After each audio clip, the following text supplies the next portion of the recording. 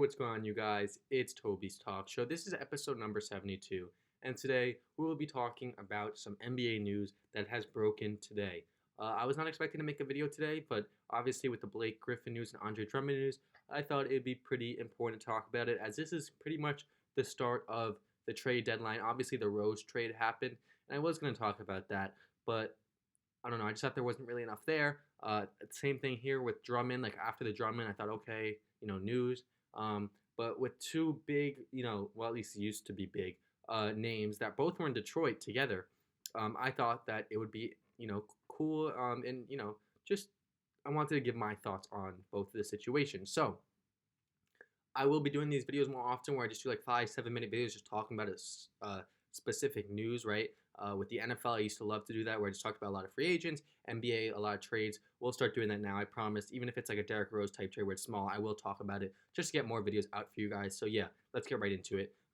Don't want to waste anyone's time, or don't want to waste any more time actually. And yeah, so let's start with Andre Drummond, as that was the first reported news. So Andre Drummond, it's very interesting, right? So basically what has been reported is that Andre Drummond, just like Blake Griffin, won't play until they figure out what to do with him, right? Either trade him, maybe buy him out. Basically, he's not playing for the Cavs ever again. He's going to be on a different team the next time you see Andre Drummond on a court. And that's not surprising, right? So Jarrett Allen, they got in, once they traded for Jarrett Allen, you kind of knew that they were not planning on keeping Andre Drummond long term, right? They got him for practically nothing last year because of how big his contract was. He's making like $27 million. And the thing about him this year is that he's a free agent, right? So not a lot of teams are going to trade for him, especially if he's just going to leave for more money, right? Because I'm sure Andre Drummond, even though he'll get traded to the Celtics, let's say he gets traded to the Celtics or the Raptors, right? And the Raptors are like, oh, Andre, we really loved you here. We'll give you $20 million. But then, this won't happen because the Knicks already have Mitchell Robinson. But let's say the Knicks, the team that has a lot of cap space, is like, yo, Andre, 25 mil. I'm sure he would take that.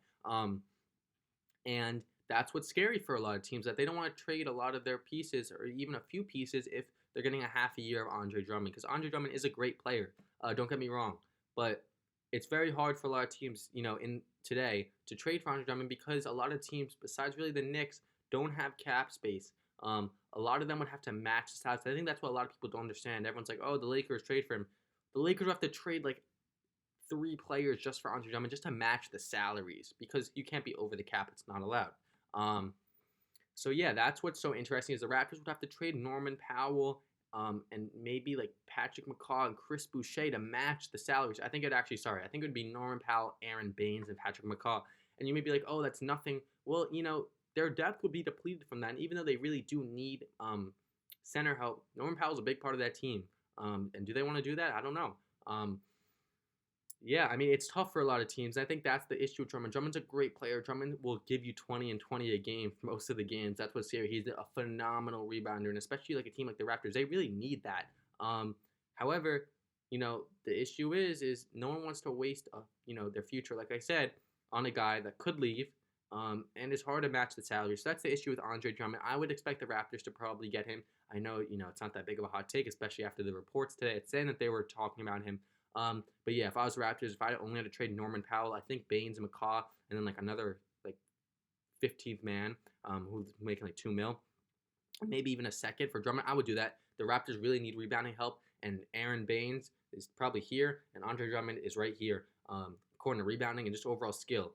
So Siakam, Lowry, Van Vliet, Anunbi, Anunoby, I don't know why I say Anunbi, Drummond, that's a good team. And Drummond would be a big upgrade from Baines. So yeah, that's just on the Drummond. And on the Blake Griffin, I mean, it's pretty obvious. It's been, the same situation since basically the year after he signed his, massive contract, is that Blake Griffin has regressed since he signed his massive contract. And no one, and I mean no one, wants to take on $37 million of a Blake Griffin contract.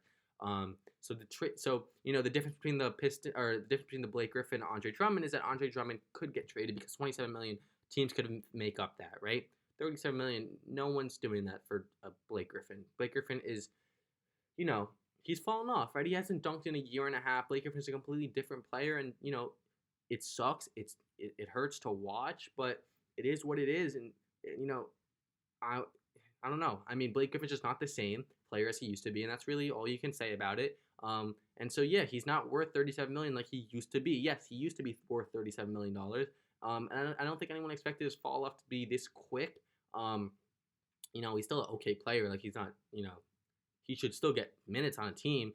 But he's nowhere near the player he was, and it's obviously because of he used his athleticism. Um, and he's kind of like Derrick Rose, where like obviously Rose is better than Griffin right now. There's no debate. Just because Rose has a better shot.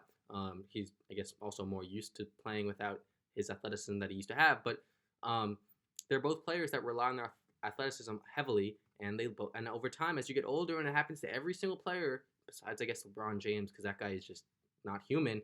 You lose your athleticism. Your body gets older. Your body gets tired, right? And that's what happened to Blake Griffin. And you know, he's if he's not going to play a game for the Pistons ever again, which it seems like that's the case, he's going to have to get bought out. And that buyout market would be very interesting because I know a lot of teams would love to pay $2-3 million for Blake Griffin, who is a nice veteran to have for any team, right? Even though he may not be giving you 20 anymore. I would love if Obi Toppin, if I'm a Knicks fan, that's why I'm bringing this up, even though it doesn't make sense for the Knicks to bring Blake Griffin in, especially with Randall there. I would love for Obi Toppin to be, topped by Julius Randle.